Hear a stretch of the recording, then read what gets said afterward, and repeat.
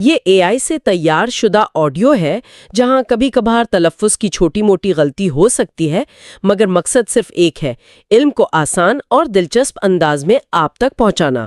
تو چلیے سفر علم شروع کرتے ہیں۔ آج کے اس تفصیلی جائزے میں ہم سیدھا ایک بہت ہی زبردست اور چشم کشا کتاب کے اندر غوطہ لگانے والے ہیں۔ اس کتاب کا عنوان ہے when women ruled the world, 6 queens of Egypt, اور اس کی مصنفہ ہیں کارا کونی۔ ہاں، یہ کتاب واقعی یہ تاریخ کو ایک بالکل نئے زاویے سے پیش کرتی ہے۔ بالکل، اور آج کے ہمارے اس جائزے کا مشن یہ ہے کہ ہم اس بات کی تہہ تک پہنچیں کہ کس طرح ہزاروں سال قبل قدیم مصر میں خواتین نے ایک یا دو بار نہیں بلکہ بار بار مکمل طاقت کے ساتھ حکمرانی کی، اور سب سے اہم بات یہ کہ ان کا یہ اقتدار آج کی اس جدید دنیا کے لیے کیوں اتنی حیرانی کا باعث ہونا چاہیے۔ صحیح بات ہے، یہ ایک ایسا موضوع ہے جو صرف تاریخ کے طالب علموں کو ہی نہیں بلکہ آج کے دور کے ہر اس انسان کو سوچنے پر مجبور کر دیتا ہے جو طاقت اور سیاست کے اس پورے کھیل کو سمجھنا چاہتا ہے۔ بالکل ایسا ہی ہے، لیکن اس سے پہلے کہ ہم اس دلچسپ گفتگو کا باقاعدہ آغاز کریں، میں سننے والوں کے لیے ایک نہایت اہم وضاحت کرنا چاہتا ہوں۔ جی ہاں، وہ سیاسی حوالے والی بات۔ ہاں بالکل، اس جائزے کے دوران دور حاضر کی سیاست کے حوالے سے کچھ باتیں سامنے آئیں گی، جیسے ہیلری کلنٹن اور ڈونلڈ ٹرمپ کا ذکر یا موجودہ عالمی رہنماؤں کا موازنہ۔ تو یہ واضح رہے کہ یہ تمام سیاسی تبصرے خالصتاً مصنفہ کارا کونی کے نقطہ نظر پر مبنی ہیں۔ ہم یہاں کسی بھی سیاسی نظریے، پارٹی یا شخصیت کی قطعی کوئی حمایت یا مخالفت نہیں کر رہے، ہم صرف اس ماخذ میں موجود خیالات کو ایمانداری کے ساتھ پیش کر رہے ہیں۔ یہ وضاحت بہت ضروری تھی۔ تو کیا ہم اس سفر کا آغاز کریں؟ بالکل، چلیں اس بات کی گہرائی میں چلتے ہیں۔ کتاب کا آغاز تاریخ کے ایک انتہائی سنسنی خیز واقعے سے ہوتا ہے جو یونانی مورخ ہیروڈوٹس نے بیان کیا ہے۔ یہ کہانی ملکہ نیتوکریس کی ہے۔ او ہاں، نیتوکریس کی کہانی، یہ تو بالکل کسی سنسنی خیز فلم کے منظر جیسی لگتی ہے۔ ہاں نا، کہانی کچھ یوں ہے کہ اس ملکہ کے شوہر کو، جو رشتے میں اس کا بھائی بھی تھا، کچھ سازشوں نے مل کر قتل کر دیا۔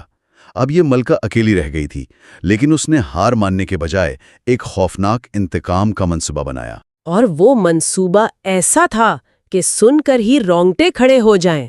بالکل، اس ملکہ نے ایک بہت بڑی ایک شاندار زیر زمین ضیافت کا اہتمام کیا اور ان تمام غداروں کو وہاں بلایا جنہوں نے اس کے شوہر کو مارا تھا۔ جب وہ سب جشن منانے میں اور کھانے پینے میں مگن تھے تو نیتوکرس نے ایک خفیہ راستے کا استعمال کرتے ہوئے دریائے نیل کے پانی کے دروازے کھول دیے، اور پھر پانی کا ایک بے قابو ریلا آیا اور اس نے ان تمام سازشیوں کو اسی زیر زمین تہخانے میں غرق کر دیا۔ دشمنوں کا صفایا کرنے کا یہ واقعی ایک انتہائی پر اثر طریقہ تھا۔ لیکن اس کہانی کا انجام اس سے بھی زیادہ تاریک ہے، کیونکہ اسے معلوم تھا کہ اس واقعے کے بعد بغاوت ہو سکتی ہے اور دشمن مرد اس سے جنسی انتقام لے سکتے ہیں۔ تو اس ذلت سے بچنے کے لیے اس نے خود کو آگ کے ایک بہت بڑے الاؤ میں گرا کر اپنی جان دے دی۔ 2 صدیاں بعد ایک مصری پادری مانیتھو نے اس کہانی میں کچھ مزید مرچ مسالہ بھی لگایا۔ اس نے لکھا کہ نیتوکرس نہایت خوبصورت تھی، اس کے گال گلابی تھے اور اس نے پورے 12 سال تک اکیلے مصر پر حکومت کی تھی۔ لیکن، اور یہاں میں سننے والوں کی توجہ چاہوں گا، اس سب میں ایک بہت بڑا ٹوسٹ ہے۔ بالکل، یہاں جو بات سب سے زیادہ حیران کن ہے وہ یہ ہے کہ یہ پوری کہانی، یہ زیر زمین تہخانہ، یہ انتقام، یہ سب بظاہر ایک افسانہ ہے۔ رکیں، کیا مطلب؟ یعنی نیتوکرس نام کی کوئی ملکہ تھی ہی نہیں؟ جی ہاں، بالکل ایسا ہی ہے۔ تاریخ میں، آثار قدیمہ میں اس پوری کہانی کا کہیں کوئی ٹھوس ثبوت موجود نہیں ہے۔ نیتوکرس کا حقیقت میں کوئی وجود نہیں ملتا، نہ کوئی مقبرہ ہے، نہ کوئی مجسمہ، اور نہ ہی پتھروں پر لکھی کوئی تحریر۔ یہ تو واقعی حیران کن ہے۔ تو پھر مصنفہ نے کتاب کا آغاز ایک جھوٹی کہانی سے کیوں کیا؟ دیکھیے، مصنفہ کے مطابق بھلے ہی نیتوکرس ایک افسانوی کردار ہو، لیکن اس کی کہانی قدیم مصر کی ان حقیقی خواتین حکمرانوں کے ایک مخصوص نمونے یا پیٹرن کو بالکل بے نقاب کرتی ہے جو واقعی تخت پر بیٹھی تھیں۔ اچھا، یہ کیسا نمونہ ہے؟ یہ ایک بہت واضح نمونہ ہے۔ یہ خواتین ہمیشہ اپنے شاہی خاندان کی آخری حکمران ہوتیں جب خاندان کا کوئی مرد وارث موجود نہ ہو۔ وہ طاقت حاصل کرنے کے لیے اکثر اپنے ہی بھائی سے شادی کرتیں۔ وہ نظام کو بدلنے کے بجائے اس پترئی نظام کے تحفظ کے لیے پوری شدت سے لڑتیں جو مردوں نے بنایا تھا۔ یعنی وہ مردوں کے بنائے ہوئے نظام کو ہی بچا رہی تھیں۔ بالکل، اور وہ اپنے دشمنوں کو زیر کرنے کے لیے بے پناہ چالاکی استعمال کرتیں، اور سب سے تلخ بات، اپنا کام پورا کرنے کے بعد تاریخ کے پنوں سے ان کا نام اور نشان تک مٹا دیا جاتا۔ تو ہم یہ کہہ سکتے ہیں کہ نیتو کرس کا افسانہ دراصل ان 6 حقیقی خواتین کی کہانیوں کا ایک رومانوی نچوڑ ہے جن کا ذکر اس کتاب میں کیا گیا ہے۔ ہاں، آپ اسے ایک نچوڑ کہہ سکتے ہیں، اور یہی وہ چیز ہے جو قدیم مصر کو دنیا کی دیگر آمرانہ تہذیبوں کے مقابلے میں ایک بالکل انوکھا معاشرہ بناتی ہے۔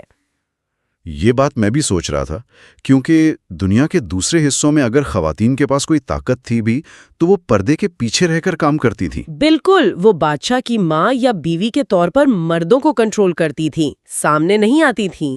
ہاں، لیکن قدیم مصر وہ واحد جگہ معلوم ہوتی ہے جس نے بار بار خواتین کو کھلم کھلا مکمل دیوتا اور بادشاہ کا درجہ دیا۔ وہ براہ راست حکمرانی کرتی تھیں۔ مصنفہ اس کی کیا وجہ بتاتی ہیں؟ مطلب مصری عورتوں میں ایسا کیا خاص تھا؟ اصل میں مصنفہ اس صورتحال کی کئی وجوہات کی کھوج لگاتی ہیں۔ کیا مصری خواتین باقی دنیا کی خواتین سے پیدائشی طور پر زیادہ مضبوط تھیں؟ شاید۔ لیکن کیا مصر کے سماجی قوانین زیادہ متوازن تھے؟ یہ ایک بڑی وجہ ہو سکتی ہے۔ سماجی قوانین سے آپ کی کیا مراد ہے؟ میرا مطلب ہے کہ ہم جانتے ہیں کہ قدیم مصر میں عورت کو باقاعدہ جائیداد رکھنے کا حق حاصل تھا، وہ کاروبار کر سکتی تھیں اور وہ طلاق بھی لے سکتی تھی۔ واہ، آج کل کے حساب سے تو یہ حقوق بہت عام لگتے ہیں، لیکن ہزاروں سال پہلے یہ بہت بڑی بات تھی۔ بالکل، بہت بڑی بات تھی، اور اس کے ساتھ ساتھ ایک اور بہت بڑی وجہ ان کا مذہب تھا۔ مصریوں کا مذہب بہت سے دیوتاؤں پر مبنی تھا، جس میں سیکمیت، آئسس اور باسٹڈ جیسی نہایت طاقتور، خونخوار اور بے رحم دیویاں شامل تھیں۔ اچھا، تو ان دیویوں کے تصور کا عملی زندگی پر اثر پڑتا تھا؟ ہاں نا، جب معاشرے کے ذہن میں دیویوں کا ایک ایسا خوف اور عقیدت موجود ہو تو ان کے لیے حقیقی دنیا میں کسی عورت کو تخت پر بٹھانا اتنا محال نہیں تھا جتنا دیگر تہذیبوں کے لیے تھا۔ یہ تو ایک زبردست پس منظر ہو گیا۔ اب ذرا ان 6 عظیم ملکاؤں کی طرف آتے ہیں جن پر یہ کتاب مبنی ہے۔ میں نے دیکھا ہے کہ مصنفہ نے انہیں بڑی ترتیب سے پیش کیا ہے۔ جی، مصنفہ نے انہیں خاندانی ترتیب سے رکھا ہے۔ سب سے پہلے ڈائنسٹی 1 یعنی پہلے خاندان کی میرنت کا ذکر آتا ہے۔ ہاں، میرنیت۔ تو اس کا دور کیسا تھا؟ میرنیت کا دور وہ تھا جب مصر میں بادشاہت کا تصور بالکل نیا تھا، اور یہ دور انتہائی ظالمانہ تھا۔ میرنیت کے بادشاہ شوہر کی موت کے بعد اس کا بیٹا تخت نشین ہونے کے لیے بہت چھوٹا تھا، تو اقتدار سیدھا میرنیت کے ہاتھ میں آ گیا۔ تو کیا اس نے خود کو فرعون ڈکلیئر کر دیا تھا؟ نہیں، دلچسپ بات یہی ہے کہ اس نے کبھی باقاعدہ طور پر بادشاہ کا لقب اختیار نہیں کیا، لیکن عملی طور پر اس نے اپنے کمسن بیٹے کی خاطر پوری سلطنت کو بہت کامیابی سے چلایا۔ یعنی وہ ان پہلی خواتین میں سے تھی جنہوں نے مرد کی غیر موجودگی میں خلا کو پر کیا۔ بالکل، اور پھر وقت آگے بڑھتا ہے اور 12ویں خاندان میں ہمیں نفرو سوبک نامی ملکہ ملتی ہے۔ اس کی کہانی ذرا مختلف اور ایک قدم آگے کی ہے۔ نفرو سوبک نے وہ کر دکھایا جو شاید میرنیت نہیں کر سکی تھی، ہے نا؟ جی ہاں، جب 12ویں خاندان میں تخت کا کوئی مرد وارث نہیں بچا تو نفرو سوبک وہ پہلی خاتون بنی جس نے باقاعدہ بادشاہ کا لقب اپنایا۔ اس نے کسی پردے کے پیچھے سے نہیں، بلکہ سامنے آ کر تقریباً 4 سال تک مصر پر اکیلے حکومت کی۔ لیکن اصل کمال میرے خیال میں 18ویں خاندان کی ملکہ ہچیپسٹ نے کیا۔ ماخذ کے مطابق یہ دور حکومت بے پناہ طاقت اور خوشحالی کا دور کا۔ ہچیپسٹ کا دور تو واقعی مصر کا سنہرا دور تھا۔ اس نے صرف تخت ہی نہیں سنبھالا، بلکہ اس نے مصر کی معیشت کو مستحکم کیا، بڑے پیمانے پر تعمیراتی کام کروائے۔ اور وہ تجارتی مہمات بھی تو اس نے شروع کی تھی نا؟ ہاں بالکل، تجارتی مہمات کے ذریعے اس نے سلطنت کو بے پناہ وسعت دی۔ اس نے مصر کو ایک نئی بلندی پر پہنچایا۔ وہ ایک انتہائی کامیاب حکمران تھی۔ لیکن اگر اس نے مصر کو اتنا امیر اور طاقتور بنایا تو بعد میں آنے والوں نے اس کے ساتھ کیا کیا؟ میں نے پڑھا ہے کہ اس کا انجام، یا کم از کم اس کی یادگاروں کا انجام، بہت برا ہوا۔ بہت برا ہوا۔ بدقسمتی سے چونکہ اس کی کوئی نرینہ اولاد نہیں تھی، اس لیے بعد میں آنے والے مرد حکمرانوں نے اس کی کامیابیوں کو اپنے پتری نظام کے لیے ایک خطرہ سمجھا۔ تو انہوں نے کیا کیا؟ اس کے مرنے کے کچھ عرصہ بعد اس کا نام تاریخ کے پنوں سے جان بوجھ کر مٹا دیا گیا۔ اس کے شاندار مجسمے توڑ دیے گئے، یادگاریں تباہ کر دی گئیں۔ مطلب وہ یہ برداشت ہی نہیں کر سکتے تھے کہ آنے والی نسلیں ایک عورت کو اتنے کامیاب بادشاہ کے طور پر یاد رکھیں۔ یہ تو سراسر ناانصافی ہے۔ خیر، اسی 18ویں خاندان میں ہمیں ایک اور بہت مشہور نام ملتا ہے، نفرتیتی۔ ہم سب نے اس کے خوبصورت مجسمے کی تصاویر تو کہیں نہ کہیں دیکھی ہیں، لیکن کتاب اس کے بارے میں ایک بہت ہی حیران کن دعویٰ کرتی ہے۔ جی، ہتشپسٹ کے انجام کی کہانی نفرتیتی تک بھی پہنچ چکی تھی۔ جب نفرتیتی کے شوہر کی موت ہوئی تو سلطنت ایک بہت بڑے مذہبی اور سیاسی بحران کا شکار تھا، اور نفرتیتی کو یہ احساس ہو گیا تھا کہ اگر وہ ایک عورت کے طور پر تخت پر بیٹھی تو اسے قبول نہیں کیا جائے گا۔ تو اس نے کیا حل نکالا اس مسئلے کا؟ مصنفہ کے مطابق اس تباہ حال نظام کو سنبھالنے کے لیے نفرتیتی نے مبینہ طور پر اپنی جنسیت اور نسوانیت کو ہی چھپا لیا۔ اس نے ایک مردانہ روپ دھار لیا، یعنی ایک نیا نام اختیار کیا اور بھیس بدل کر حکومت کی۔ واہ! آج دنیا اسے صرف ایک خوبصورت چہرے کے طور پر جانتی ہے، لیکن وہ دراصل ایک شاندار سیاسی ذہن رکھنے والی حکمران تھی۔ اس نے اپنا بھیس بدل کر مصر کو اس بحران سے نکالا۔ بالکل۔ اس کے بعد 19ویں خاندان کی ملکہ تاؤسرت کا ذکر آتا ہے۔ اس نے تو کوئی بھیس بھی نہیں بدلا تھا۔ ہاں، تاؤسرت کا قدم تو سب سے زیادہ جرأت مندانہ لگتا ہے۔ اس نے تو ایک خونی خانہ جنگی کے دوران تخت سنبھالا تھا، ہے نا؟ جی، اس نے کسی باپ، شوہر یا مرد وارث کے سائے کے بغیر تخت پر دعویٰ کیا۔ وہ سیدھا میدان میں آ گئی۔ یہ تو بہت خطرے والی بات تھی۔ اور اس کا نتیجہ کیا نکلا؟ نتیجہ وہی نکلا جس کا ڈر تھا۔ اس کا انجام پرتشدد تھا۔ اسے طاقت سے ہٹا دیا گیا، اور جس غاصب مرد نے اس کی جگہ لی، اس نے حد تو یہ کر دی کہ تاؤسرت کے مقبرے پر بھی قبضہ کر لیا، تاکہ موت کے بعد بھی اس کا کوئی نشان باقی نہ رہے۔ اور پھر فہرست کے آخر میں صدیوں کے وقفے کے بعد وہ نام آتا ہے جسے پوری دنیا جانتی ہے، کلیوپیٹرا۔ لیکن ایک منٹ، کلیوپیٹرا تو مقدونیہ یونانی نسل سے تھی، تو اس کا ذکر مصری ملکاؤں میں کیوں آیا؟ یہ ایک اچھا سوال ہے۔ دیکھیں، گو کہ وہ یونانی نسل سے تھی، لیکن اس نے خود کو مکمل طور پر مصری رنگ میں ڈھال لیا تھا، اور اس نے مصری روایت کو زندہ رکھا۔ وہ محض ایک خوبصورت عورت نہیں تھی جیسا کہ فلموں میں دکھاتے ہیں، بلکہ وہ ایک کمال کی جنگی اور سیاسی حکمت عملی جاننے والی رہنما تھی۔ ہاں، اس نے رومن سلطنت کے طاقتور ترین مردوں جیسے جولیس سیزر اور مارک اینٹونی کے ساتھ اپنے تعلقات کو مصر کی بقا کے لیے استعمال کیا تھا۔ بالکل، اس نے نہایت چالاکی سے ان مردوں کو اپنے اور مصر کے فائدے کے لیے استعمال کیا۔ وہ مصر کی شاید عظیم ترین اور آخری آزاد حکمران تھی۔ مگر تاریخ دیکھیں، تاریخ نے اس کے ساتھ بھی انصاف نہیں کیا، اور اسے محض ایک فضول خرچ، لالچی اور جنگوں میں ناکام عورت کے طور پر مشہور کر دیا۔ تو اس سب کا اصل مطلب کیا ہے؟ میں یہ سوچنے پر مجبور ہوں کہ اگر یہ 6 خواتین اتنی ذہین تھیں، اتنی کامیاب تھیں، انہوں نے بحرانوں سے ملک کو نکالا، تو آخر ان کا نام کیوں مٹایا گیا؟ ان کی عزت کیوں نہیں کی گئی؟ اور یہی اس کتاب کی سب سے تلخ حقیقت ہے۔ بے شک یہ طاقت عورتوں کی صلاحیتوں کا کمال تھا، وہ اعلیٰ تعلیم یافتہ اور ذہین تھیں، لیکن اگر ہم اس پورے نظام کو غور سے دیکھیں تو وہ اس پدری نظام کے ہاتھوں میں محض ایک کٹ پتلی کی طرح تھیں، جس پر ان کا اپنا کوئی مستقل اختیار نہیں تھا۔ کٹ پتلی؟ لیکن وہ تو فرعون تھیں، ان کے پاس تو مطلق طاقت تھی، پھر کٹ پتلی کیسے؟ مصنفہ کارا کونی انہیں ایک خاص نام دیتی ہیں، وہ انہیں پلیس ہولڈرز کہتی ہیں۔ Place holders? یعنی وہ صرف کسی اور کے لیے کرسی گرم رکھ رہی تھی؟ آپ نے بالکل صحیح الفاظ استعمال کیے، وہ صرف کرسی گرم رکھ رہی تھیں۔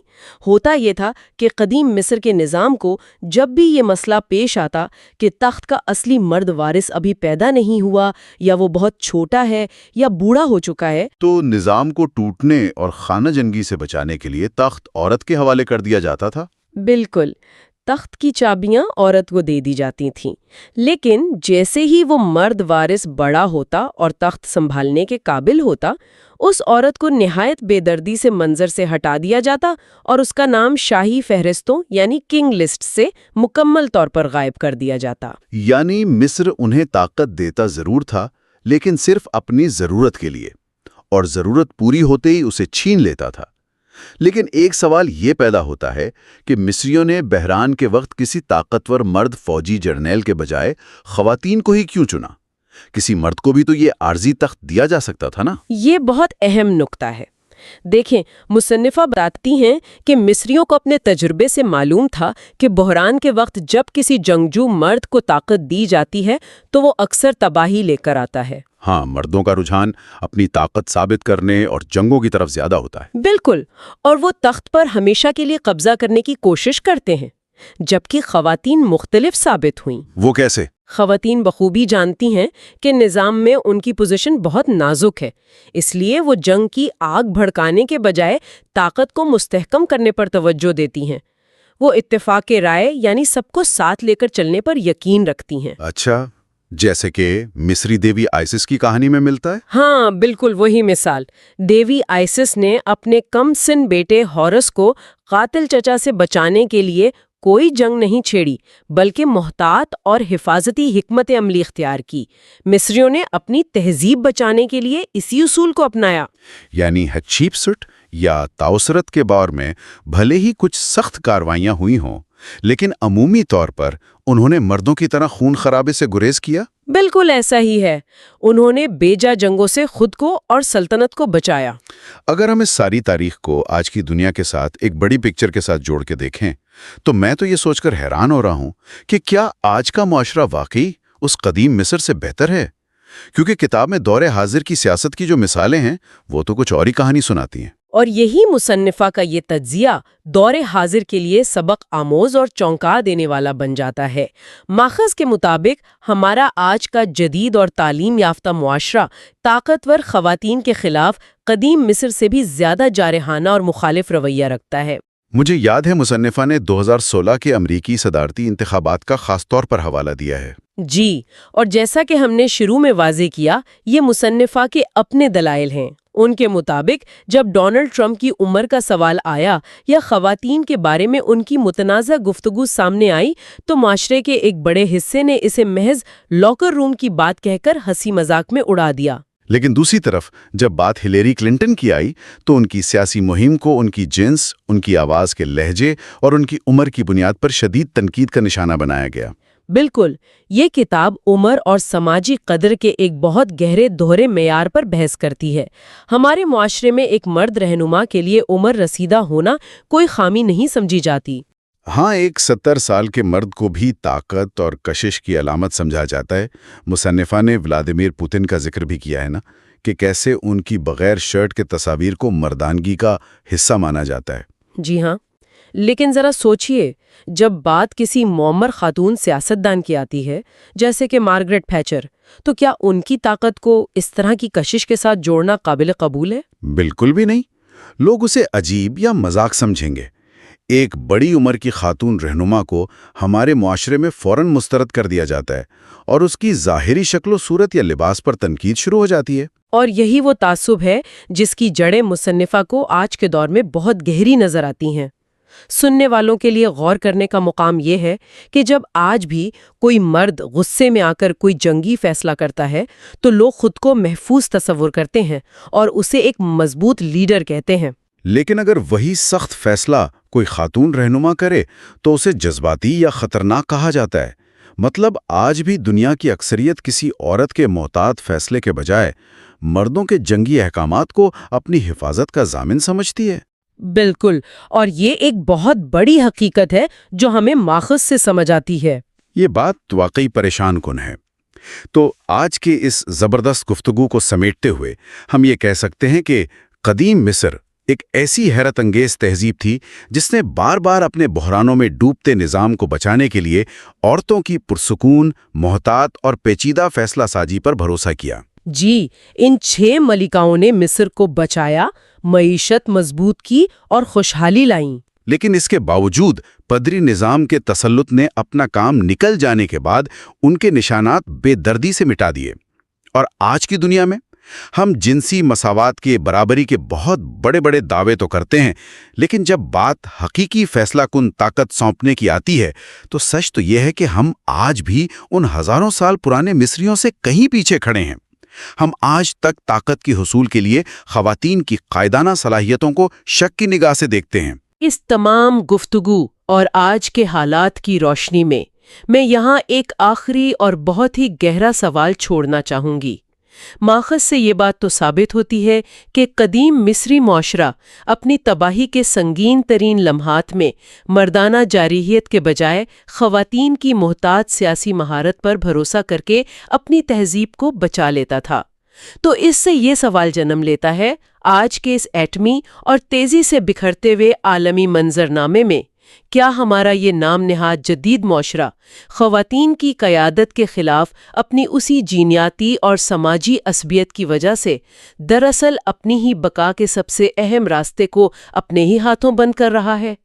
کیا ہم جدید ہونے کے زوم میں آ کر انسانی تہذیب کو بچانے کے اس قدیم اور آزمائے ہوئے راز سے ہمیشہ کے لیے محروم ہو چکے ہیں؟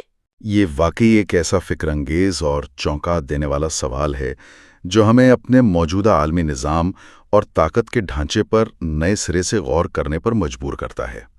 ہم امید کرتے ہیں کہ آج کے اس تفصیلی جائزے نے سننے والوں کے ذہن میں کئی نئے دریچے کھولے ہوں گے اور قدیم مصر کی ان عظیم خواتین کی زندگیوں سے بہت کچھ نیا جاننے کو ملا ہوگا۔ اس موضوع میں کھوجنے کے لیے ابھی بھی بہت کچھ باقی ہے۔ ہم چاہیں گے کہ سننے والے اس حیرت انگیز اور چھپائی گئی تاریخ پر خود بھی مزید تحقیق کریں۔ اگر پوڈ کاسٹ سنتے سنتے آپ کا دماغ ہاں یار یہ تو کمال کا کانٹینٹ ہے کہہ رہا ہے تو بھائی پھر لائک ضرور کرو، شیئر کر دو دوستوں کے ساتھ، اور ہاں سبسکرائب کا بٹن دبانا مت بھولنا، ورنہ اگلی دفعہ یہ علم کا خزانہ مس بھی ہو سکتا ہے۔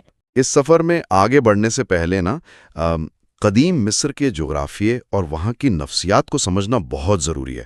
مطلب مصر کا جغرافیہ اپنے آپ میں ایک انوکھی ڈھال تھا۔ ایک ڈھال یعنی وہ بچا ہوا تھا آس پاس کے علاقوں سے؟ ہاں بالکل، یہ خطہ چاروں طرف سے وسیع صحراؤں اور سمندروں سے گھرا ہوا تھا، جس کی وجہ سے باہر سے حملے نہ ہونے کے برابر تھے۔ یہ ایک ایسا محفوظ ماحول تھا جہاں بغاوتیں کم ہوتی تھیں، اور اس نظام کو برقرار رکھنے کے لیے بادشاہ کو ایک مکمل خدا مانا جاتا تھا۔ صحیح، تو مردانہ بادشاہت وہاں ایک مذہبی اور سیاسی ضرورت بن چکی تھی۔ ایگزیکٹلی۔ جب یہ نظام ڈگمگانے لگتا تو اسے بچانے کے لیے باہری فتح نہیں بلکہ ایک عورت کے اقتدار میں آنے کی ضرورت پڑتی تھی۔ عورت اقتدار میں اس لیے نہیں آئی کہ اس نے مردوں سے بغاوت کی، بلکہ اس لیے آئی تاکہ وہ اس گرتی ہوئی مردانہ بادشاہت کو تباہ ہونے سے بچا سکے۔ یہ ایک بہت ہی مختلف زاویہ ہے، اور یہاں یہ واضح کرنا بھی ضروری ہے کہ آج کی ہماری یہ گفتگو کوئی عام روایتی تبصرہ نہیں ہے۔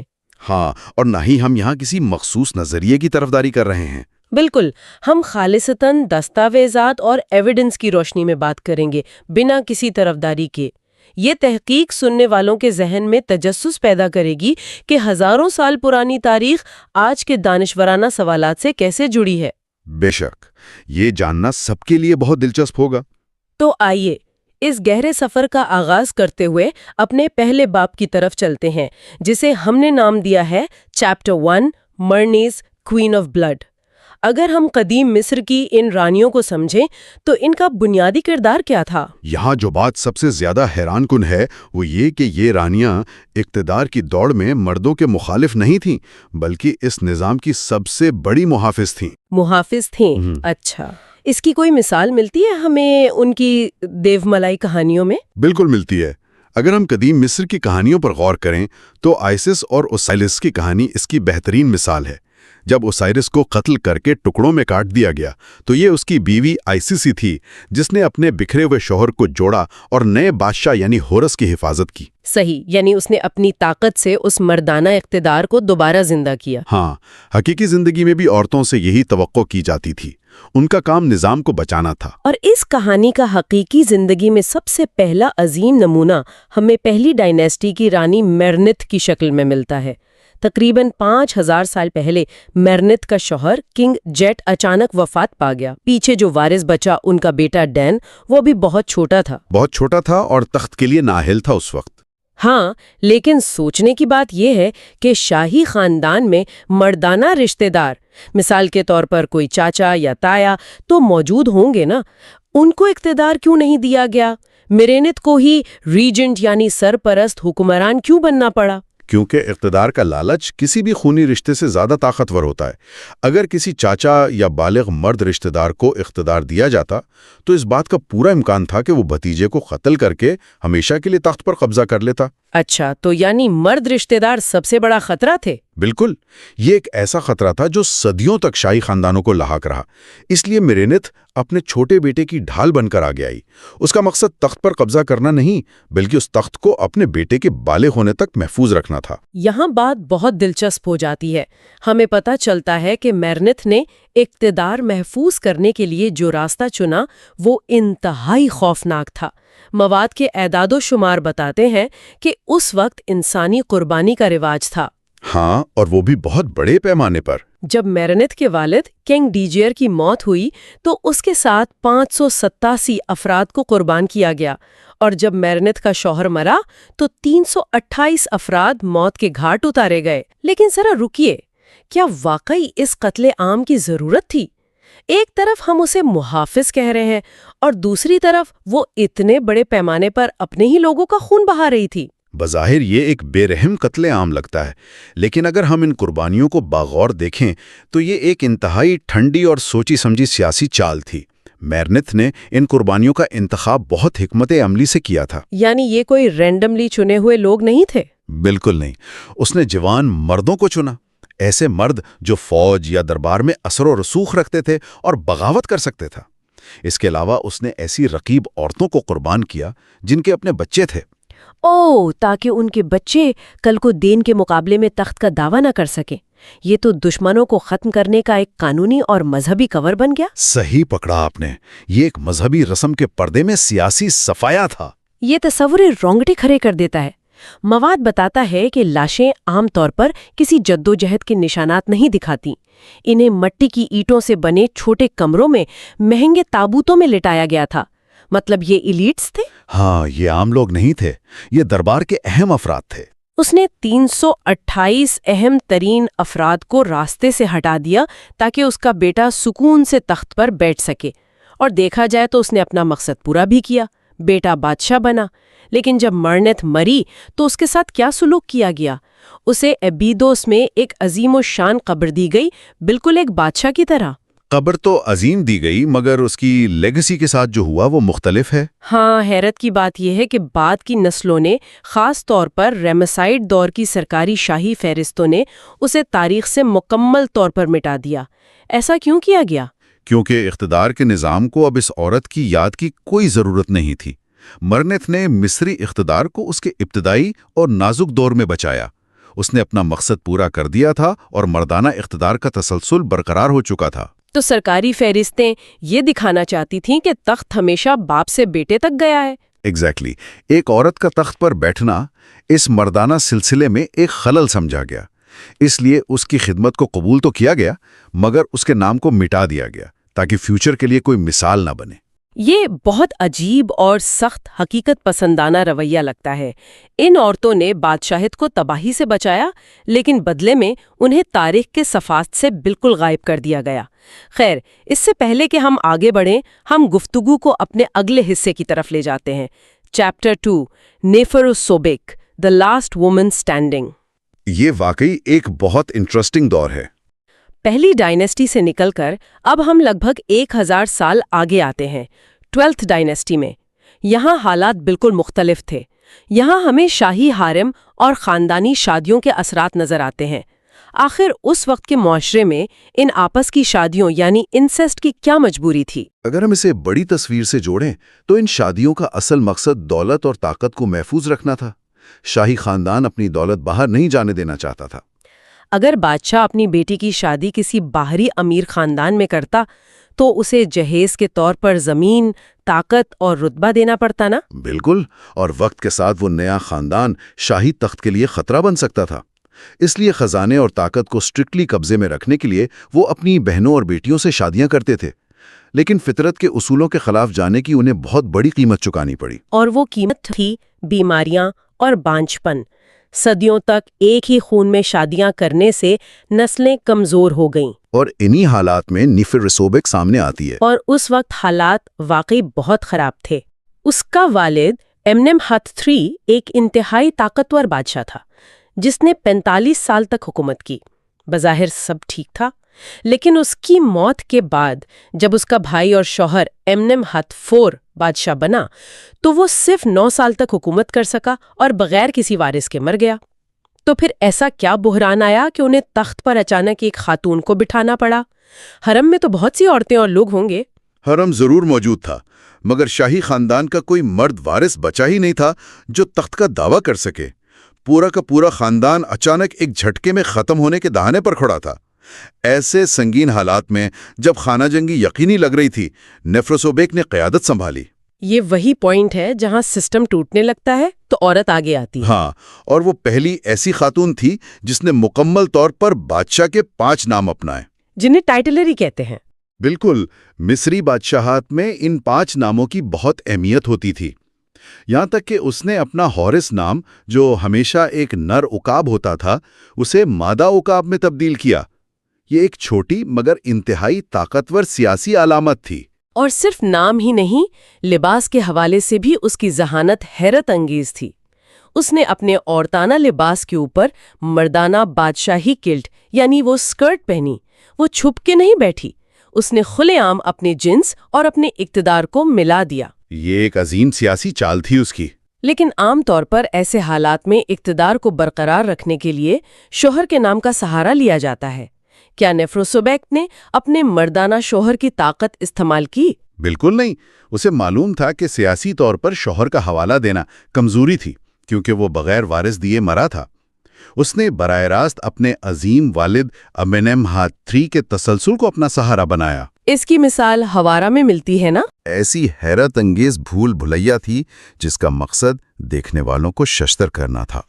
نیفروسوبیک نے اسے مکمل کروا کے یہ اعلان کیا کہ وہی اپنے والد کی سچی جانشین ہے اور اس کی عظیم لیگیسی کو آگے بڑھا رہی ہے۔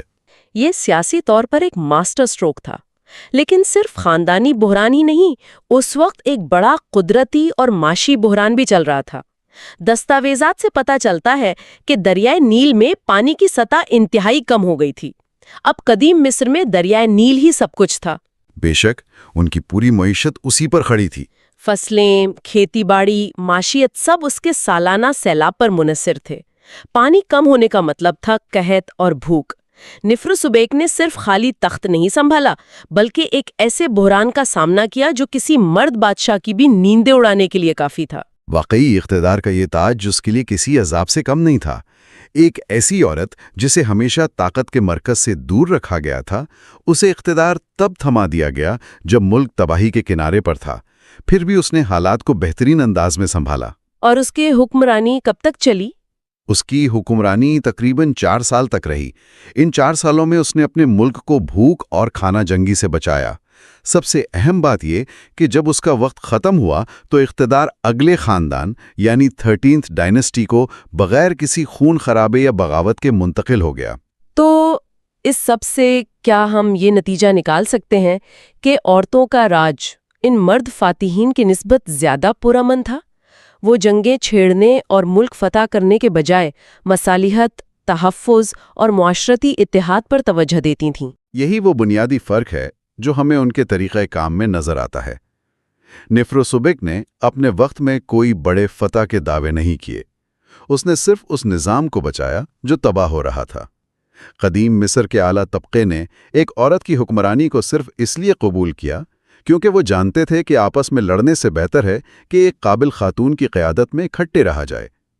اس نے نظام کو وقت فراہم کیا تاکہ وہ دوبارہ اپنے پیروں پر کھڑا ہو سکے۔ ان باتوں کو سن کر ذہن میں ایک بہت عجیب کشمکش پیدا ہوتی ہے۔ اگر ہم ان تمام حقائق کو آج کی انسانی نفسیات اور اقتدار کی کشمکش سے جوڑیں تو لگتا ہے جیسے وقت بدلا ہے لیکن انسانی رویے وہی ہیں۔ وہ کیسے؟ تاریخ میں اکثر عورتوں کو اقتدار کا راستہ تب ہی دکھایا جاتا ہے جب سب کچھ تباہ ہو رہا ہو، جب مردوں کا بنایا ہوا نظام مکمل طور پر ناکام ہو چکا ہو، تب ایک عورت کو آگے کر دیا جاتا ہے۔ آج کی نفسیات اور بزنس کی زبان میں اسے گلاس کلف یعنی شیشے کی چوٹی کہا جاتا ہے۔ شیشے کی چوٹی، بہت خوب۔ ایک ایسا مقام جہاں سے گرنے اور ناکام ہونے کا خطرہ سب سے زیادہ ہو۔ یہ بحث سچ میں ذہن کو جھنجھوڑنے کے لیے کافی ہے۔ یہ ایک اہم سوال کھڑا کرتا ہے، ایک ایسی فکر جس کا ذکر مواد میں بھارے راست نہیں، لیکن وہ اسی پر مبنی ہے۔ کیا تاریخ ہمیشہ انہی لوگوں کو بلا دیتی ہے جو بحران اور تباہی میں حالات کو سنبھالتے ہیں، اور صرف انہی مردوں کو عظیم فاتحین کا درجہ دیتی ہے جو جنگیں لڑتے ہیں؟ یہی تو سب سے بڑی آئرنی ہے۔ ان عورتوں نے بادشاہت کو تباہی سے بچایا، لیکن بدلے میں انہیں تاریخ کے صفحات سے بالکل غائب کر دیا گیا۔ ہم آج بھی طاقت اور کامیابی کو انہی قدیم مردانہ پیمانوں سے کیوں ناپتے ہیں؟ کیا حفاظت کرنا اور لوگوں کو جوڑنا فتح کرنے سے کمتر ہے؟ یہ سوال واقعی ہمیں سوچنے پر مجبور کر دیتا ہے کہ ہم اپنی تاریخ اور اپنے ہیروز کو کس نظر سے دیکھتے ہیں۔ اس تحقیقی مطالعے میں قدیم مواد کے ان غمنام صفحات میں چھپی سچائیوں کو جاننے اور سمجھنے کا یہ سلسلہ امید ہے سننے والوں کے لیے اتنا ہی دلچسپ رہا ہوگا جتنا ہمارے لیے ان حقائق کو کھول کر دیکھنا تھا۔ بے شک، تاریخ کی ان باتوں سے آج بھی بہت کچھ سیکھا جا سکتا ہے۔ تاریخ کے ان خاموش راستوں سے نکل کر آنے والی یہ آوازیں آج بھی اپنا وجود منواتی ہیں اور ہمیں اقتدار کے اصل معنی سکھانے کی کوشش کرتی ہیں۔ تو چلیے اس کتاب کے تیسرے باب سے شروع کرتے ہیں، جس کا نام ہے chapter 3 Hatshepsut queen of public relations. عام طور پر اگر ہم تاریخ دیکھیں تو خواتین کو اقتدار تب ملتا ہے جب کوئی بڑا بحران ہوتا ہے۔ ہاں، جیسے میرینیت یا نیفروسوبیک کے دور میں ہوا تھا۔ ایگزیکٹلی، جب حالات تباہی کے دہانے پر تھے، لیکن ہیٹشپسٹ نے ہر قید کو توڑا۔ وہ ڈائنسٹی 18 میں تب اقتدار میں آئیں جب مصر بے حد خوشحال تھا۔ یہ بات مجھے بہت حیران کرتی ہے۔ یہ فرق بنیادی اہمیت رکھتا ہے۔ اکثر عورتوں کو تب آگے کیا جاتا ہے جب مردوں کے پاس کوئی اور راستہ نہیں بچتا، ایک آخری سہارے کے طور پر۔ لیکن ہیٹشپسٹ کے وقت ملک میں دولت تھی، خوشحالی تھی۔ ایسے وقت میں ایک عورت کا تخت نشین ہونا یہ ان کے سماج کو ہرگز قبول نہیں تھا۔ ان کے والد تھوتموس اول ایک جنرل تھے جو بادشاہ بنے۔ ان کے بعد ہیٹشپسٹ کی شادی اپنے ہی بیمار سوتیلے بھائی تھوتموس سیکنڈ سے ہوئی۔ جب وہ شوہر 3 سال بعد مر گیا تو پیچھے بچا ایک 2 سال کا بچہ جو کسی اور بیوی سے تھا، تھوتموس تھرڈ۔ بالکل۔ اب یہاں ایک مثال پر غور کرتے ہیں اسے سمجھنے کے لیے۔ تصور کریں کہ ایک بہت امیر کارپوریشن کا CEO اچانک مر جائے اور اس کا وارث ایک 2 سال کا بچہ ہو۔ ایسے میں بورڈ آف ڈائریکٹرز کس کو چنیں گے؟ ظاہر ہے وہ کسی ایسے شخص کو دیکھیں گے جو ان کے مفادات کا تحفظ کر سکے۔ یہاں جو بات حیران کن ہے وہ یہ کہ دیوتا امون کے اوریکل یعنی غیبی اشارے کے ذریعے اس بچے کو بادشاہ چنا گیا۔ لیکن یہ تو صرف ایک دکھاوا تھا نا؟ بالکل دکھاوا تھا۔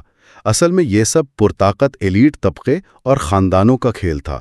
وہ چاہتے تھے کہ ہیٹشپسٹ صرف ریجنٹ بنے تاکہ اس کی آڑ میں وہ آسانی سے اپنی دولت میں اضافہ کر سکیں۔ انی نام کے ایک اہلکار کی قبر پر لکھی عبارت اس بات کا واضح ثبوت ہے کہ ایلیٹ طبقہ اس بندوبست سے کتنا خوش تھا۔ اچھا، لیکن وقت کے ساتھ ہیٹشپسٹ نے صرف ریجنٹ رہنے پر اکتفا نہیں کیا، اس نے خود کو مکمل بادشاہ گھوشت کر دیا اور اپنا نیا نام رکھا مات کارا۔ یہاں سب سے دلچسپ بات یہ ہے کہ اس نے آہستہ آہستہ اپنے مجسموں کی شکل بدل دی۔ صحیح کہہ رہی ہیں آپ، یہ ویژول پروپیگنڈا کا ماسٹر کلاس تھا۔ یعنی اینڈروجینس، اور آخر میں جو مجسمے بنے ان میں مکمل مردانہ جسم تھا، چوڑے کندھے اور باقاعدہ داڑھی کے ساتھ۔ یہ اس لیے نہیں تھا کہ وہ مرد بننا چاہتی تھی، بلکہ عوام اور مذہب کو ایک بل آف ایجپٹ چاہیے تھا، ایک مردانہ طاقت کا نشان۔ اس نے فزیکل ریالٹی کو اگنور کر کے عہدے کی ویلیڈیشن پر زور دیا۔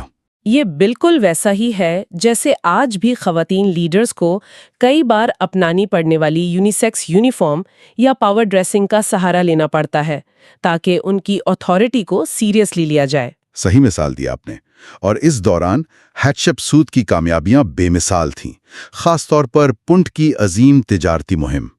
वहां की मलका की जसामत बेहद अजीब थी और उस सफर से मिस्र में खुशबू और बखूर के दरख्त लाए गए। और कार्नेक में रेड चैपल की तामीर भी उसकी बड़ी अचीवमेंट थी। और फिर वो 30 साला जुबली यानी सेड फेस्टिवल, जिसमें उसने अपने वालिद, अपने शौहर और अपने हुक्मरानी के साल मिलाकर 30 का फिगर पूरा कर लिया। ये एक बहुत स्मार्ट सियासी चाल थी। लेकिन अगर हम इसे बड़ी तस्वीर से जोड़ें तो हटशेपसूत की यही अजीम कामयाबी उसका नुकसान बन गई। कायदे कवानीन के मुताबिक चलने का नतीजा ये निकला कि मौत के बाद थुतमोस III ने उसके और उसकी बेटी नेफ्रोरे के मुजस्मों पर से उनका नाम मिटा दिया और अपने बाप दादा का नाम लिख दिया। ये सुनकर दुख होता है।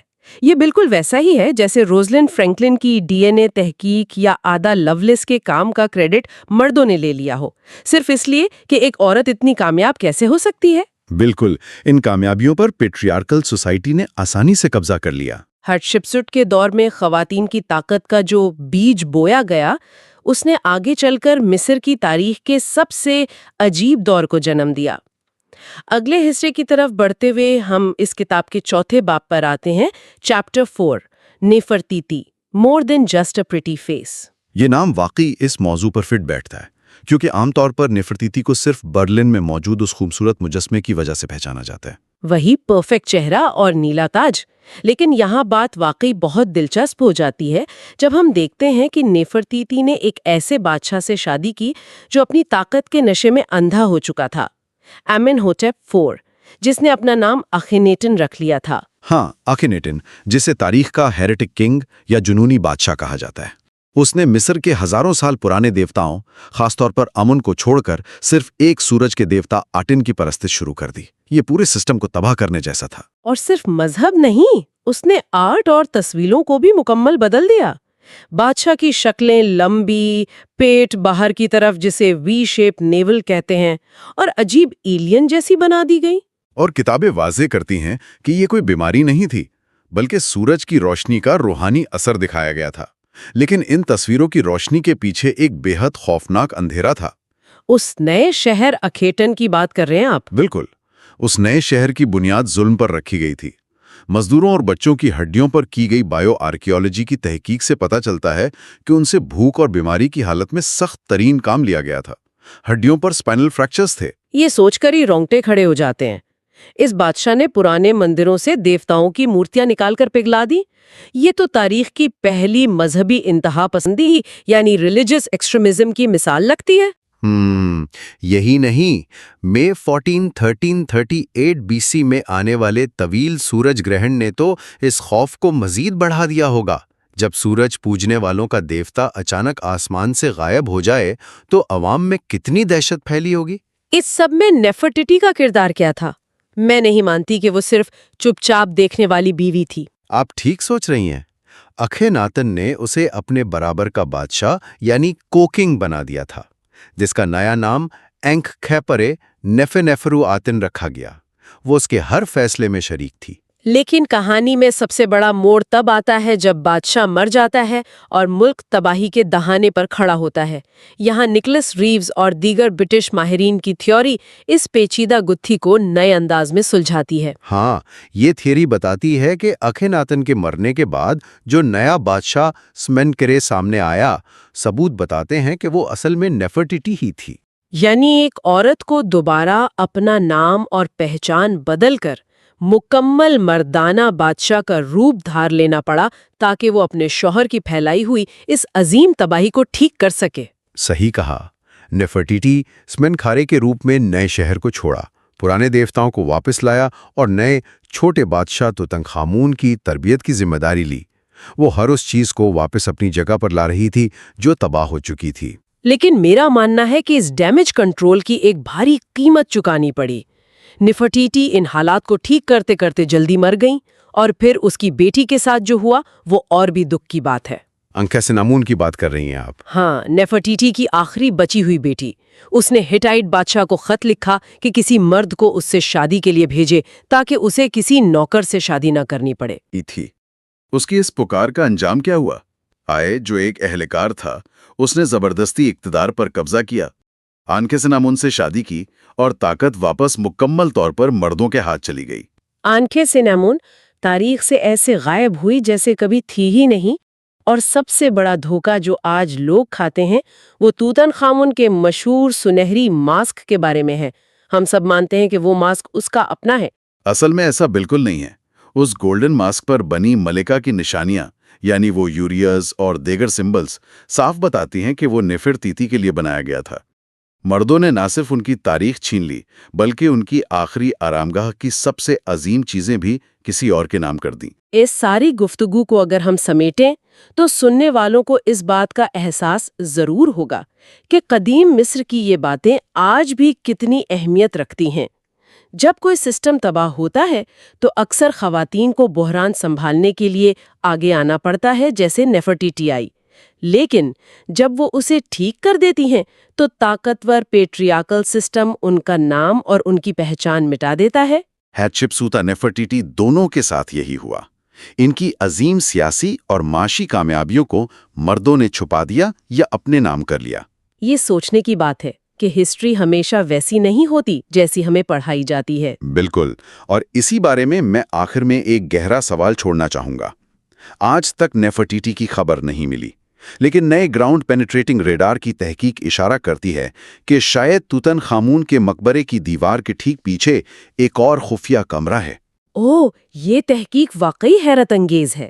سوچئے، اگر نیفرٹیٹی آج بھی اسی دیوار کے پیچھے ایک مرد بادشاہ سمنکھارے کے بھیس میں دفن ہے، تو ایسی کتنی اور طاقتور خواتین ہوں گی جن کی اصل کہانیاں، جن کا اصل کردار کسی اور کے نام کے سائے تلے تاریخ کی دیواروں کے پیچھے آج بھی چھپا ہوا ہے۔ چیپٹر 5 توموزرت دی سروائیور۔ دی سروائیور یعنی بچ نکلنے والی یا زندہ رہنے والی۔ مصنف نے یہ نام اس لیے رکھا ہے کیونکہ اس دور کا جو سیاسی منظرنامہ تھا وہ بہت خوفناک تھا، جس میں توسرت نے آنکھ کھولی۔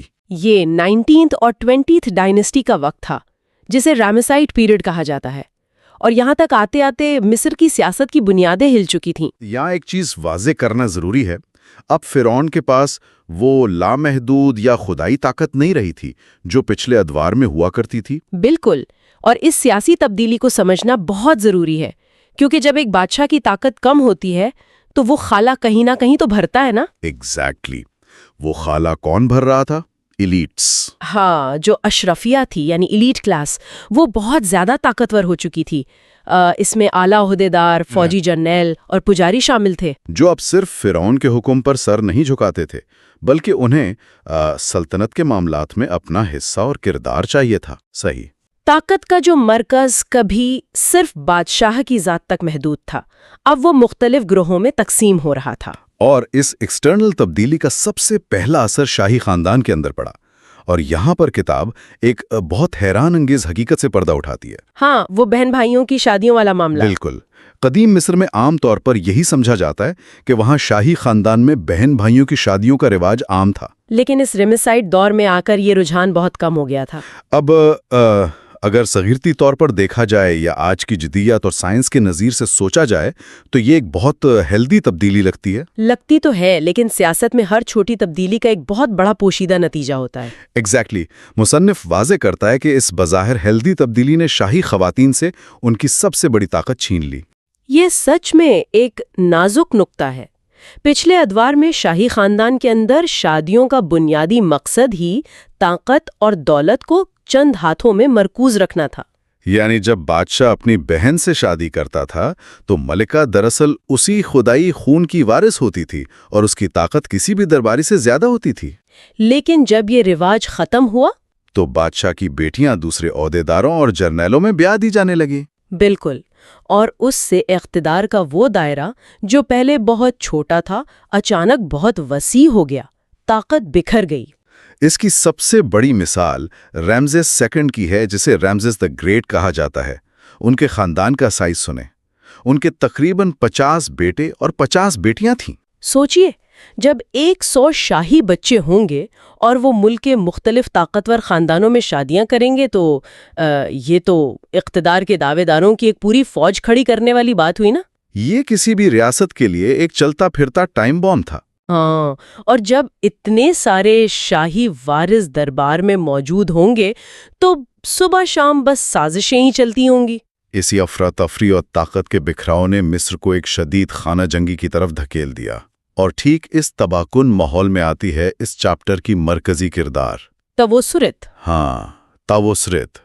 وہ فرعون سیٹی دوم کی نوجوان بیوی تھی، اور اس وقت ملک 2 حصوں میں بٹا ہوا تھا۔ سیٹی دوم کا مقابلہ جنوب کے ایک بہت طاقتور باغی رہنما امون مسس سے ہو رہا تھا۔ جب پوری سلطنت میں آگ لگی ہو تو کچھ ایسے کردار ابھرتے ہیں جو اس کا فائدہ اٹھاتے ہیں، اور کہانی میں ایک بہت بڑا ٹوسٹ آتا ہے۔ چانسلر بے کی انٹری۔ کیا کردار تھا وہ! ایک شامی دارن، یعنی ایک مکمل غیر ملکی جو مصری ایلیٹ کا حصہ ہی نہیں تھا۔ اس نے اقتدار کی اس رسا کشی کا خوب فائدہ اٹھایا۔ جب سیٹی دوم کی موت ہوئی تو چانسلر بے نے طاقت کا ایک خوفناک کھیل کھیلا۔ اس نے تخت پر ایک معذور اور کم عمر لڑکے سپتا کو بٹھا دیا، اور تاووسرت، جو کہ اصل ملکہ تھی، اسے صرف نام کی ریجنٹ بنا دیا۔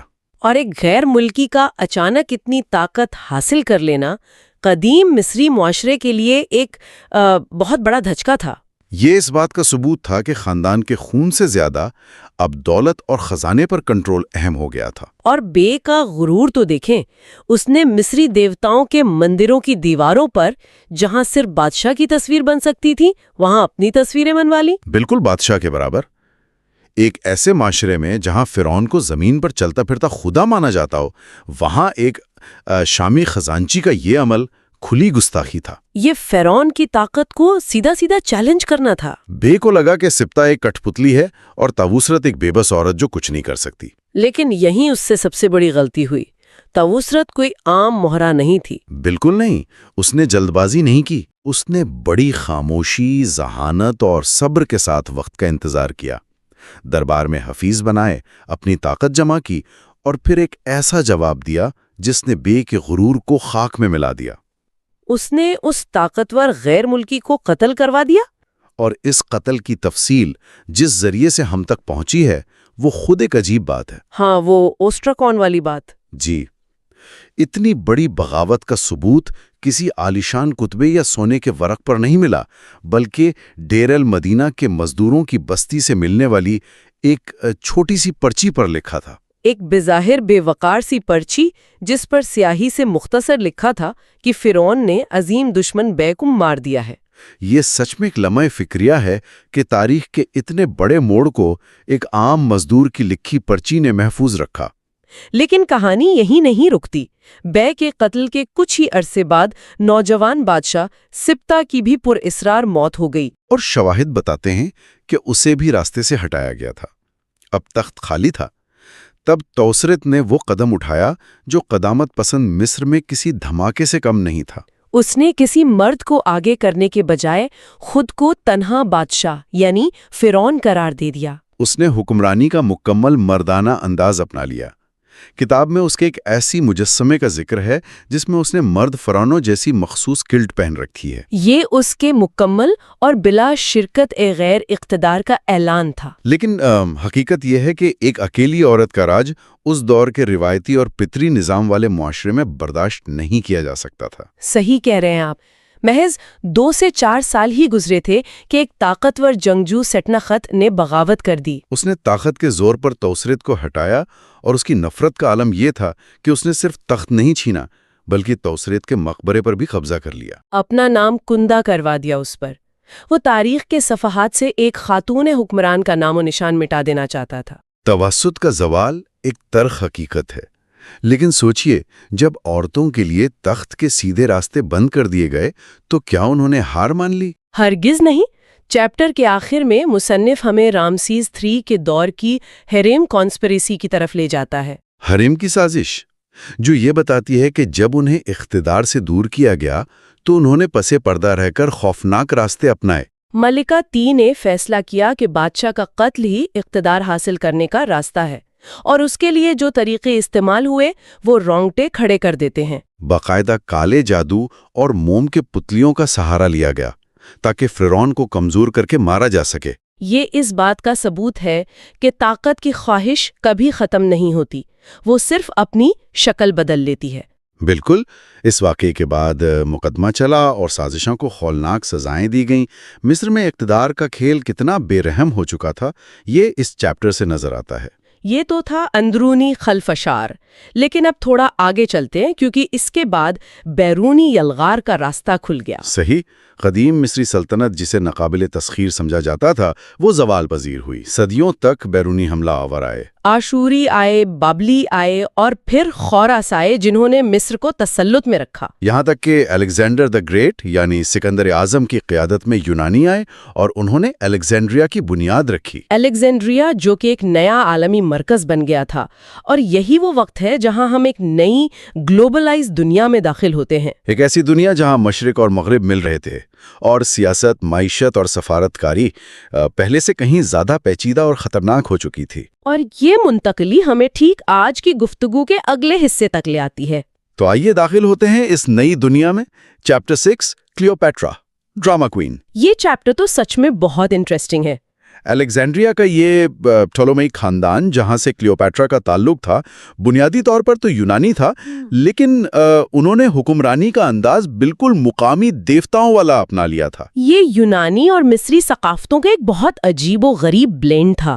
انہوں نے قدیم فرعونوں کی طرح خود کو زمین پر خدا کہلوانا شروع کر دیا تھا۔ اور اس خاندان کی جو خونی سیاست تھی اس کی مثالیں تو اتنی خوفناک ہیں کہ سن کر عجیب سا لگتا ہے۔ بہن بھائیوں کی شادیاں اور اقتدار کے لیے اپنوں کا قتل۔ ان کی بے رحمی سمجھنے کے لیے ٹولمی 8 کی کہانی ہی کافی ہے، جس نے انتقام کی آگ میں اپنی سابقہ بیوی کو ان کے اپنے ہی کٹے ہوئے بیٹے کا جسم تحفے میں بھیج دیا تھا۔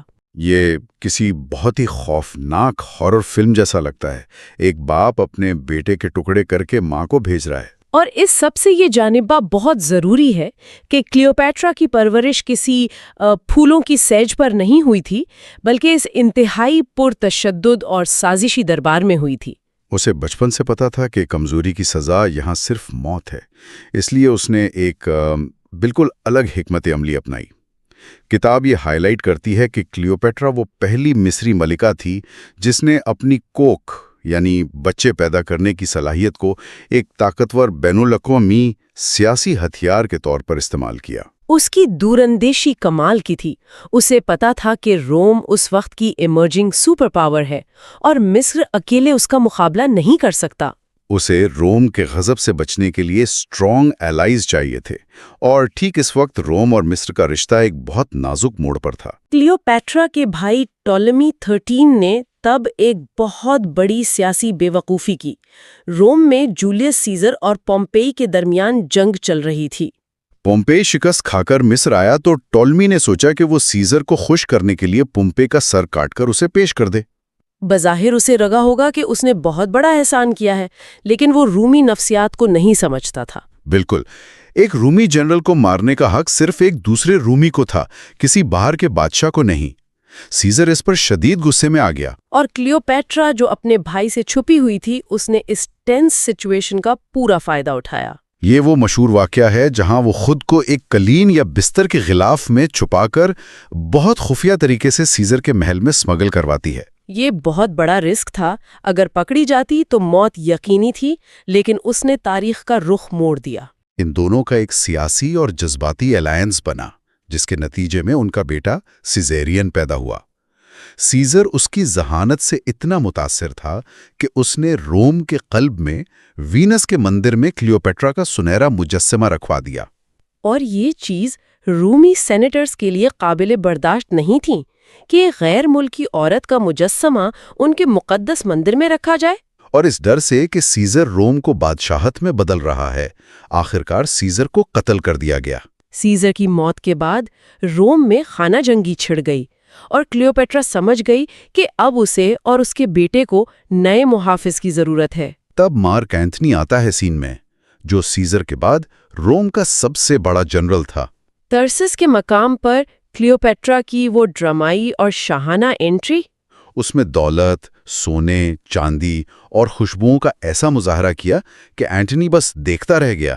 لیکن دیکھیں، یہ کوئی عام رومانٹک کہانی نہیں تھی، یہ کمپلیٹلی ایک سوچی سمجھی سیاسی سفارتکاری تھی۔ سیاسی مجبوری بھی تھی دونوں کی، لیکن اس الائنس میں اینٹنی نے کچھ ایسی غلطیاں کی جنہوں نے ان دونوں کو برباد کر دیا۔ پہلی غلطی تو اس کی پارتھیا کی جنگ میں ناکامی تھی، اور دوسری اور سب سے بڑی غلطی جسے ڈونیشنز آف الیگزینڈریا کہتے ہیں۔ ہاں، ڈونیشنز آف الیگزینڈریا۔ اس کا اصل مطلب یہ تھا کہ اینٹنی نے رومی سلطنت کی وہ زمینیں جو روم کے فوجیوں نے خون دے کر جیتی تھیں، وہ کلیوپیٹرا کے بچوں کو انعام میں دے دیں۔ یہ روم کے لوگوں کے لیے کھلی غداری تھی۔ کوئی رومی یہ تھوڑی برداشت کرے گا کہ ان کی زمین کسی غیر ملکی مالکہ کو دے دی جائے۔ ایگزیکٹلی، اور یہی اینٹنی کی سب سے بڑی بے وقوفی تھی، اور اس سے اس کے سیاسی حریف آکٹیوین کو ایک بہت بڑا ہتھیار مل گیا۔ آکٹیوین بہت چالاک تھا، اس نے سیدھا سیدھا ایک رومی ہیرو اینٹنی کو غدار کہنے سے گریز کیا، بلکہ اس نے بہت ہی کمال کا پروپیگنڈا کھیلا اور کلیوپیٹرا کو ساری کہانی کی واحد ولن بنا دیا۔ اس نے رومی عوام کو بتایا کہ اینٹنی غدار نہیں ہے، وہ تو بس ایک غیر ملکی جادوگرنی کے سحر میں پھنسا ہوا بے بس شخص ہے۔ یعنی ایک پولیٹیکل حریف کو مارنے کے لیے ایک عورت کو قربانی کا بکرا بنا دیا گیا۔ ہاں، اس پر لالچی ہونے اور ایک ڈرامہ کوئین ہونے کا لیبل لگا دیا گیا۔ آج تک ہم جسے ایک عیاش رانی یا رومانٹک ولن سمجھتے ہیں، وہ دراصل آکٹیوین کی پولیٹیکل کیمپین کا حصہ تھا۔ یہی فرق ہے حقیقت اور پروپیگنڈا میں۔ خیر، کلیوپیٹرا کی یہ لمبی مزاحمت آخر میں ایکٹیم کی سمندری جنگ میں ناکامی پر آ کر ختم ہوتی ہے۔ ایکٹیم کی شکست کے بعد آکٹیوین جیت گیا، اینٹنی اور کلیوپیٹرا الیگزینڈریا میں پھنس گئے۔ اور جب چاروں طرف راستے بند ہو گئے تو ان کے پاس خودکشی کے علاوہ کوئی چارہ نہیں تھا تاکہ انہیں قبضہ کر کے روم میں ذلیل نہ کیا جائے۔ یہ سچ میں ایک ڈرامائی انجام تھا۔ آکٹیوین نے آتے ہی سب سے پہلے کلیوپیٹرا کے بیٹے سیزیرین کو قتل کروایا۔ اس نے کہا تھا کہ 2 سیزر دنیا کے لیے بہت زیادہ ہیں۔ اس نے مصر کی آزادی ختم کی، اسے روم کا صوبہ بنایا اور خود پہلا شہنشاہ آگسٹس بن گیا۔ ایک عظیم تہذیب کا اختتام اور نئے سامراجیہ کا عروج۔ تو اب اس پوری ڈیٹیل کے بعد ہم بات کو سمیٹتے ہیں۔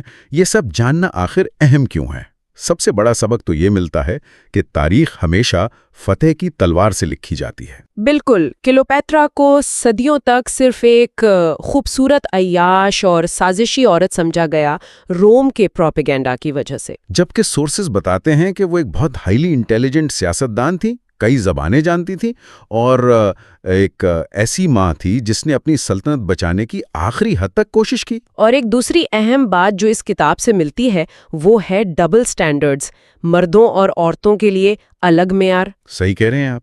اگر کوئی مرد بادشاہ جیسے سینا خیخت یا آکٹیوین جنگ کرے، لوگوں کو مارے، سازش کرے تو اسے ایک عظیم ہیرو مانا جاتا ہے۔ لیکن جب عورت جیسے طاؤس ریت یا کلیوپیٹرا وہی طریقے اپنائیں تو اسے خوفناک عورت یا پاور ہنگری وچ کہہ دیا جاتا ہے، یا پھر ڈرامہ کوئین۔